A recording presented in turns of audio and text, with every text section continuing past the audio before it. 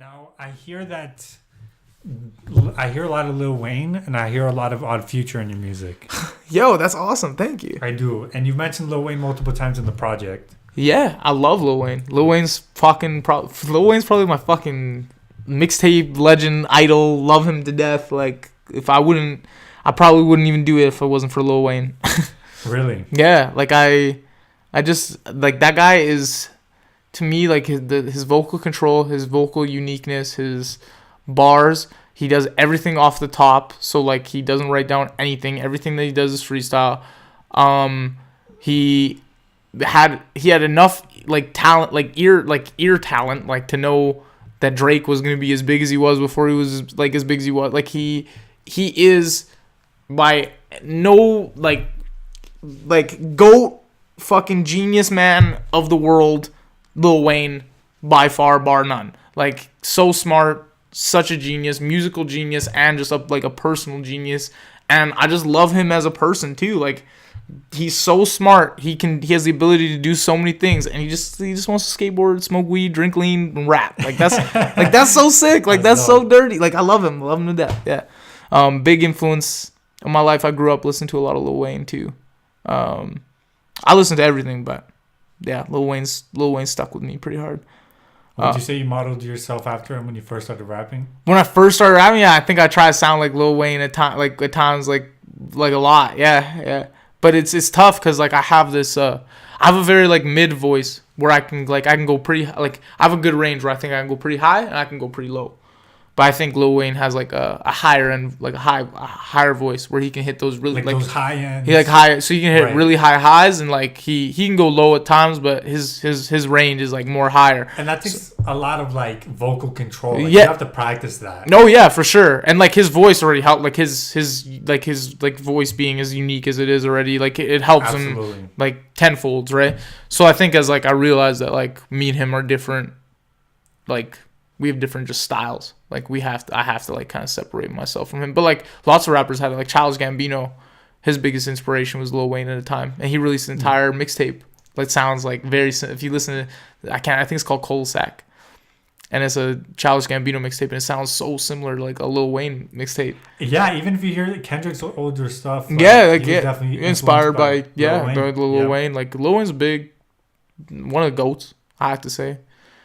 Like, yeah, undeniably just up there, top 5 for sure. I think he's pretty much in hip hop's DNA at this point. If you're rapping, you kind of came up on Lil Wayne. Oh yeah, for sure. Like, he's in the DNA, and I think he's like he's sold the most, or he's had the most. Like, he's been at the top for, like, rappers for who I think maybe Drake's the only person that is gonna compete with him. But like I said, and that's still under. He's still under Young Money. Still under exactly. Still under. So at the end of the day, like. Yeah, like I said, when it's all said and done, I think people put Lil Wayne in their top 3, top 5. Now, you said that you started freestyling with your friends, just smoking weed or whatever. What was the push to make you take it really serious? When I fucking realized I was good. When I realized I was, I thought I was, like, I won't say I was, like, better than anybody or anything like that, but my 2 friends were, like, really gassing me up. They were like, no, you're good at this, blah, blah, blah. And then is when I would get in the car with other dudes, new dudes and stuff like that, and I would just, like, blow them out of the water, or blow them away.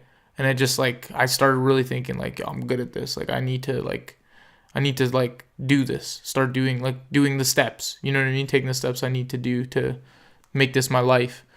And then I think that was, like, the first thing that pushed me, and I kind of started making tracks, and I wasn't even that serious. Like, I was still making the tracks with, like, a little snowball mic in my best friend's brother's room, and then I would move to my best friend's, like, room who had, like, a better mic, and then finally I got with, like, Cash in the studio and stuff like that with all those guys.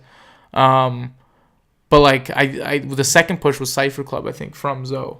I think Zoe, like, because I remember rapping in front of people. I had never rapped in front of big crowds and stuff like that before. And, like, when I started blowing away, I remember, never forget, the second day I rapped in front of that big, like, there was a big crowd, and there was this guy who was wearing pizza shoes. I'll never forget him. Because they called him pizza shoes, because he was wearing pizza shoes. But I was rapping, and the entire time, like, while I was rapping, this guy's, like, mouth was on the floor. Like, he was just, like, looking. It was, like, kind of scaring me. Like, he just had to, like, his mouth was, like, he couldn't.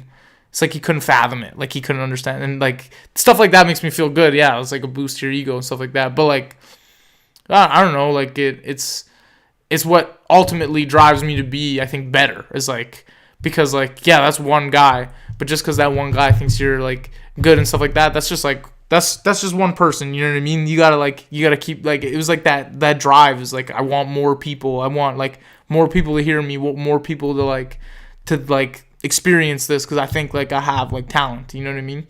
And I think, yeah, it was like ultimately like Zoe helped me big time. Like shouts out to Zoe. Yeah, shouts out to Zoe. Yeah, yeah, because if it wasn't for all like people coming to hear me rap, or even just hearing other people rap too, I wouldn't want to do it as much as I do. So.